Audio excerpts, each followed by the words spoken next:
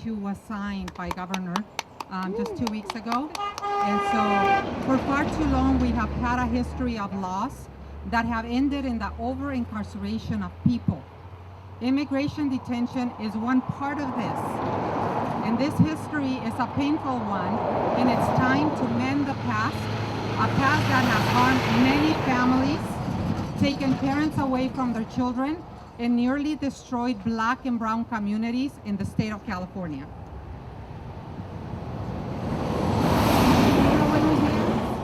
Hoy estamos aquí para celebrar la decisión que California ha hecho en firmar AB 32. Por mucho tiempo la historia de nuestras leyes ha resultado en la masiva encarcelación de nuestra gente.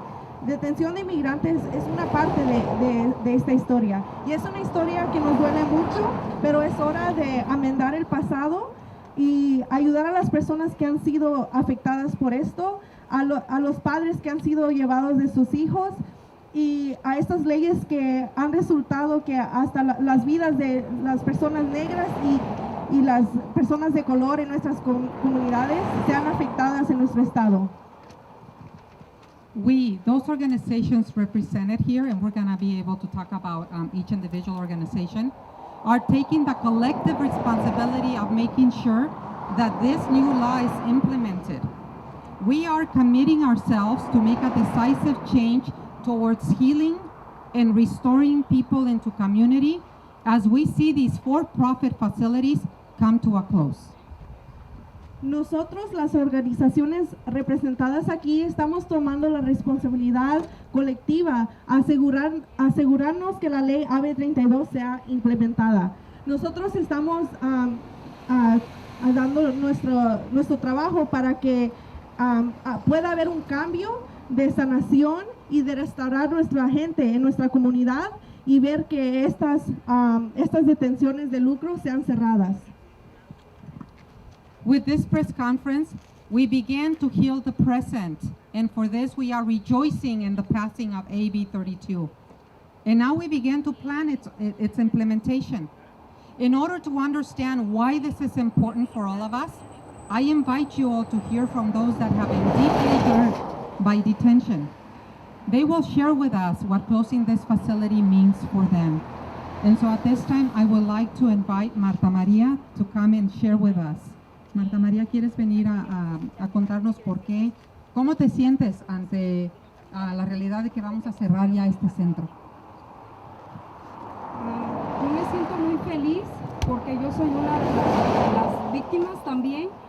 Mi esposo estuvo detenido, estuvo a punto de perder su pie, estuvo en un proceso muy doloroso donde no sabíamos nada de él.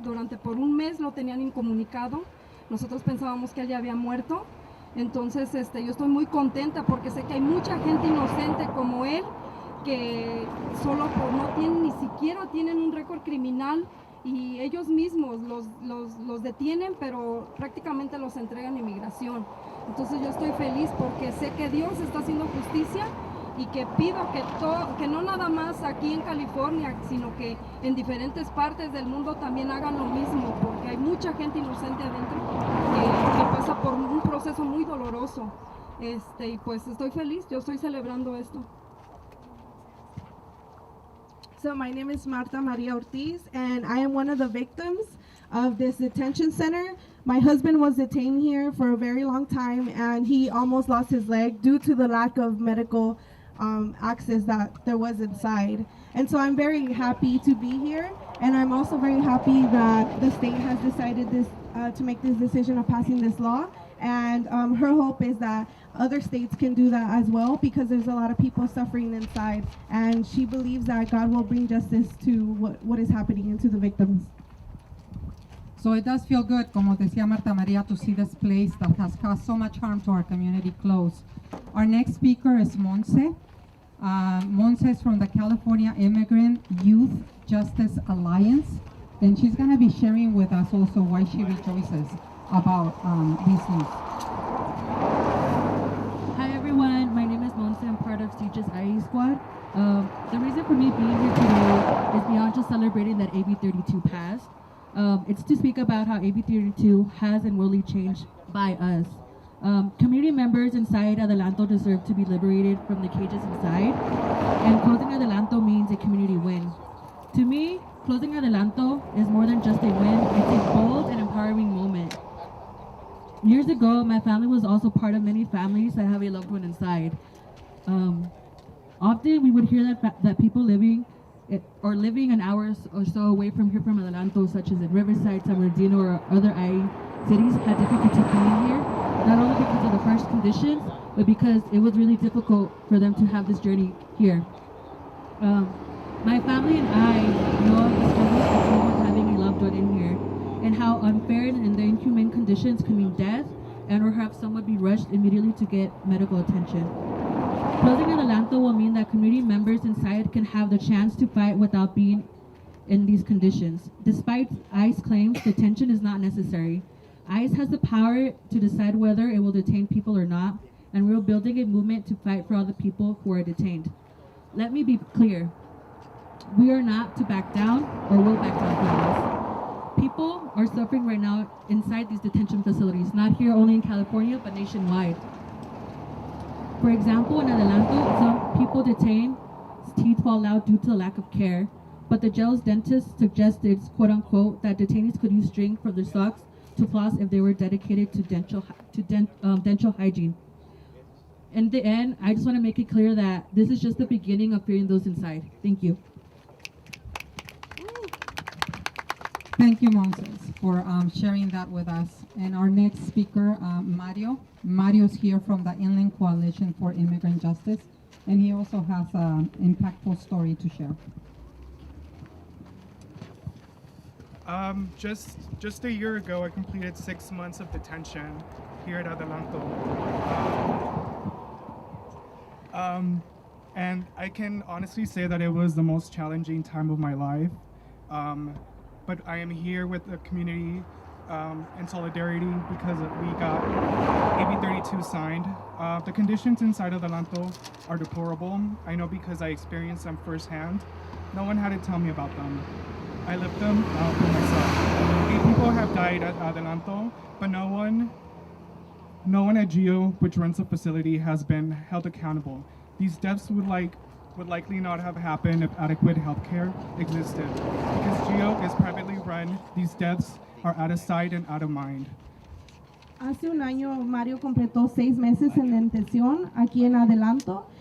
Su experiencia fue muy difícil, pero hoy está aquí alegre de estar aquí junto a toda su comunidad celebrando que AB 32 ha sido firmada como ley. Las condiciones adentro de Adelanto son deplorables. Y sabe esto porque él lo vivió a primera mano y nadie se lo contó. Mucha gente va días, semanas y hasta meses sin la salud básica que necesitan. 8 personas han muerto aquí en Adelanto, pero nadie, incluso GEO, la compañía privada que se lucra, no han tomado responsabilidad por esto. Estas muertes pudieron ser preventadas si hubiera algún cariño para los que están detenidos allá adentro de Adelanto, pero porque esta detención es privada, no hay nadie que tome responsabilidad. I'm looking forward to living in California with no for-profit prisons, where communities are the priority and not the money. So let's make sure that we come together and support folks that are still in detention through donating. A lot of them already have bonds, so let's make sure that we continue the fight because this is a great step in the right direction, but the work is not over. Entonces, estoy alegre por ver a California sin prisiones privadas y a donde nuestras comunidades son prioridad y no son usadas por dinero. Quiero decir que necesitamos estar unidos para apoyar a las personas en detención porque muchas personas tienen fianzas pero no tienen cómo pagarlas. Entonces pido que las personas donen para su libertad. Y tenemos el poder para hacer la diferencia y el trabajo no ha terminado. Thank you. Thank you so much. We passed this law, but the work, it's only beginning. We're implementing we're planning its implementation. So thank you for sharing that. We will now be inviting Carlos Hidalgo. He's representing Freedom for Immigrants. He's in their leadership council. So, bienvenido. Gracias. Gracias. Thank you. Let me start by saying this is a great day for me to be here. Having been one of the people that were detained here some time back. As a detainee when I was here, I saw no light. It was very, very powerful how corporations like this take you away from reality and give you this thing that you have no choice, you have no options, and you feel lost. And you gotta understand now how many people right here mentally and physically get ill, and the stress level is so high they commit atrocities to themselves. But it's because these places are meant to do that to you. When I was here, detained for a minor crime that I fought in county, immediately immigration picked me up and brought me here. And I used to say, why? And I never understood it, because this is a country that I admired when I got here at the age of 11 back in 1981. And having been detained back then and after political asylum as a child, and looking at the people that helped me back then, my mother, my sister, my brother, just kids with dignity and respect, I couldn't understand what was going on. I couldn't digest it. Now, having been here now and lived it the way it is now, and the violations, the atrocity committed at this time and age, we now have cell phones that can do so many things, and we don't have moral conscience of what's going on, it's beside me. It baffled me. It confused me. So, while locked up in here, I met a wonderful woman named Christina Fialo, who then created a group called Civic. And it started probing me, and I started probing them. And then next thing you know, we are sending each other little messages through notes during the visits. They were asking me how many people, what was going on, and we started bringing to light of the violations, what was going on. And I was sending notes of the people that were ill, the lack of medical attention that people that have in here were not getting. People with dialysis that were sitting an hour and a half away to another location, were leaving at 4 a.m. in the morning and coming back at 11 at night. Lack of nutrition, mental health, all of that if a place like this cannot afford to have you, why have you here? So as time went on, we were able to assess the fact that this place is not a detention center. So we started a movement to call them prisons, not detention centers, all across the nation, because they all have the same practice, like the county, like the state and federal prison. And the violations are huge, because these are people that have committed no crime, but the simple fact that they want to have a better life. And that's why we all come here to America. That's our dream. And they were violating every single one of them, like double jeopardy. So having gone through all that and given the chance to come out on bond, I became very active after 9 months of detention. But being so active also got me some repercussions, because now I was again detained by ICE and brought back in here a second time under the same original charge that I already been convicted for, and they kept me in here. So when I got here, I put together a hunger strike, which put me on a level that they didn't know what to do with me, and they transferred me to Tio Lacey. And they transferred me with documents that read, and to me it was funny. It said, to be transferred immediately to Tio Lacey to be considered a danger to the safety and the security of this facility. But yet at the same time, behind these walls, people were deprived of the bare essentials like meals, medical attention, okay? People were dropping dead. 6 had perished by then. They were ignoring the essentials of mental health, okay? And they did nothing about it. And just because for a few days I put 800 some detainees on a hunger strike, I'm a danger to the safety and the security of this facility. So I shipped to Tio Lacey. Purposely to lose my documents, and I could no longer get admin closure. I got to spend another 7 months in Tio Lacey fighting my case. Every day I'm in ICE faces. And again, I set up shop over there, helping people drop their charges, get expungements, and get a better chance to get moved on when they see the immigration judge.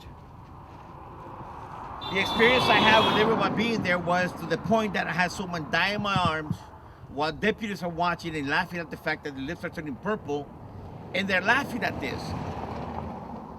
I gave him CPR. They put no hands on him because the policy is not to touch him. And to go to that level, when you have someone die in your arms, that you just know all they have here is the will to be here, like I had. And I could relate because I lost my kids in the custody battle because I couldn't attend court. And him came here with the same dream, but at the border asking for asylum, he was separated from his family. So I gave him CPR, brought him back, and no one laid a hand on him. It's a big thing for me to be here. I've been doing this as a self-proclaimed activist, but I mean, I'm just a fighter overall. And having been here today, it gets me emotional because places like this need to be shut down. And like someone said, this is just the beginning. This is just the beginning of the snowball that we need to do, changing these immigration issues that have been affecting thousands, if not millions of people across the nation. We need to acknowledge that. We need to make it happen. We need to snowball this. We're at the peak of the mountain, we just gotta push back. Make this a movement. It's a moral obligation to make this happen. I know that just a few here, but a few of these kids here I know that have been here when I was here earlier before. And let me tell you, to see a group of youngsters like this be involved in an issue that is affected nationally is huge. Because somebody is taking action, and that's what we need. And I thank you all for that, because people are right there as we speak. Right now, there's people right there attempting to kill themselves. They see no light. And I speak of this with the facts because I lived it. I was one of them. And the reason why I didn't go through with it, the only reason why I did not go through with that is because I thought of my kids and those that were asking me for help, asking me to help them out. And to be here after the government took the courage to sign and put humanity before profit, it's big. And I thank him and I commend him for that. Because now we're setting a trend, an example of what this issue needs to move with, in the direction that it needs to go to. And it's people like this, people right here behind me that have supported this from day one, that keep coming back. And those of you that come here, and people of you in the press, I thank you. Because I'm just a story, like many stories are out there that are tragic. But you for the media are the vessel to put it out there and let people know what's going on. And again, I put it to you this way. It's your moral obligation to make it right and make us proud to make this be known. To get it out there and have it change. Across the United States, we had 41 people that have died under the hands of ICE or this private detention centers. 41. Majority unspeakably. Come on. 41 people? What's it going to take? One person was enough. And yet nobody heard me then when I said it. Then 3, then 4, 5, 6. And I had a choice that civil suit or put this out in public and make it known for what it is. Immigrant imprisonment. That's what it is. Immigrant imprisonment. People's dreams are shattered. People's hopes are killed. As we speak, if you wonder what it felt like, well, just get yourself in your head right now that you go home and whoever's at home waiting for you, your pet, mom, dad, brother, sister, are not home when you get home. You don't know when they're gonna come back. You don't know how, where they're at, what happened, because that's how you feel when you get here. That's how you feel. Lost. So, in closure, I want to say thank you, but let's keep this hard work going and let's keep the snowball moving. My name is Carlos Hidalgo. I'm with Freedom for Immigrants. Thank you. Thank you. Muchas gracias, Carlos. Spell his name. Carlos Hidalgo, C-A-R-L-O-S, last name Hidalgo. And he's part of the Leadership Council with Freedom for Immigrants. So we heard the stories, right? We heard the stories, we heard the law pass, but what next? What is the implementation of it? And first is to secure that the law will be respected and will follow through. And next, we firmly believe that there are alternatives, that nobody should be detained in these for-profit immigrant detention centers. And for that, I'm gonna invite Carolyn, my friend Carolyn Rose Avila, because she's done it. She's the example of what an alternative looks like. Gracias. Mira, quiero agradecer a Carlos también sus palabras. I want to thank Carlos for his words. I'm here because I respect the youth and the next generation that's taking leadership. Respeto a muchos a ustedes lo que están haciendo para liderar este país, to lead this country in a new direction. Sí, estamos muy agradecidos al Estado de California to separate from private prisons. No state should be profiting from private prisons. But you have to do something now. We all have to do something. We have to think about the alternatives. I've been able in my life and in my circumstances able to sponsor those coming out of Adelanto and coming out of Teolesi, and those that have not come out of anything but that have made it to this country. We need to look, how do we expand now to allow, because there is a big demand for being able to provide community and family solutions to those that can get out of detention, that will be getting out of detention.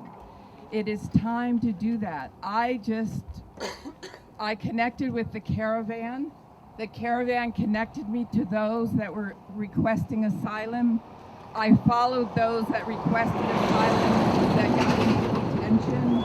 And then I was able to visit them in detention and be there when they had their court cases to either win asylum or to be released to wait for their asylum. To me, that is a journey that has meant more to me in my life than most anything else except the birth of my daughter. I believe that we can all do that. We can find people that can open their homes. That is an alternative. Es una alternativa de abrir tus casas, de poder meter más gente en tu casa. Mira cómo nosotros vivimos aquí, que tenemos tantas riquezas, tanto espacio, podemos meter más gente y cuidarlos, incluirlos como parte de la familia, because many don't have family that can take them in. Many need an alternative. We can be a part of that bridge, and nosotros podemos empezar. Yo pido a muchos de ustedes de ser parte de ese movimiento. I ask many of you to be a part of this movement and open your home. I can be a really good source of guidance and suggestions and how best to do this. My name is Carolyn Rose Avila. I coordinate with the Interfaith Movement for Human Integrity and other organizations. Please open your homes and we will demonstrate there's no need to criminalize those that have done nothing to break the law. They have requested asylum, and that's it. We are criminalizing people that are not criminals. I ask you to open your homes. Thank you. Thank you, Carol. So now I would like to invite the faith voice, because in order for this to happen, it wasn't just the community organizations, it wasn't just leaders who visited, it wasn't just the family members. It took the voice of faith to also call legislators to pass this law because of the immorality of a place like this. So welcome. I'm gonna allow you to introduce yourselves, but I am so grateful that you're here. Thank you, Hilda. So I am Reverend Jeffrey Ryan from Riverside Center for Spiritual Living, and this is Reverend Dr. Victoria Bomberry. We are part of a group of faith leaders and faith communities in the inland valleys that accompanies asylum seekers, detained immigrants, and their families along their path to freedom. As a people, we have forgotten who and what we are. We have forgotten that we are inextricably part of the whole. We have forgotten that we are deeply interconnected. We have forgotten that we are sisters, brothers, siblings, and yes, neighbors. And when we forget these things, we live and act from fear and from greed, as is experienced across the street here at this detention center. Fear of the other and fear of lack or not enoughness can drive us to do unconscionable actions. As we know, every major world faith tradition has at its core some version of the Golden Rule, guiding us in how we are to see and treat one another, reminding us to love our neighbors as ourselves, reminding us of who we are. We are our neighbors. And as such, we have the moral responsibility for what happens in our state and local communities. The passage of AB 32, ending for-profit prisons and detention centers like this one across the street, is a sign that we here in California are indeed not only remembering who we are, but we are also taking action to right the wrongs and to liberate not just those held here today, but also to liberate and free ourselves from the tyranny of fear. Today we call out to that place within those who have the earthly power to release our sisters, brothers, and siblings being held across the street. To that place where love and compassion, which has not forgotten who they are. We call out to this place within them and ask them to release, liberate, and free our brothers, our sisters, our siblings. Thank you.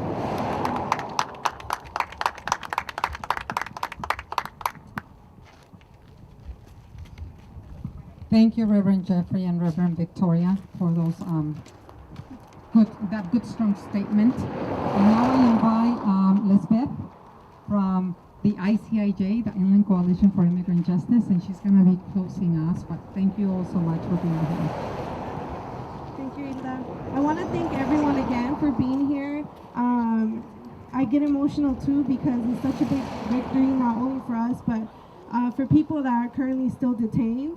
And so one of the first steps that we want to take is to make sure that everyone knows that we are not stopping this fight.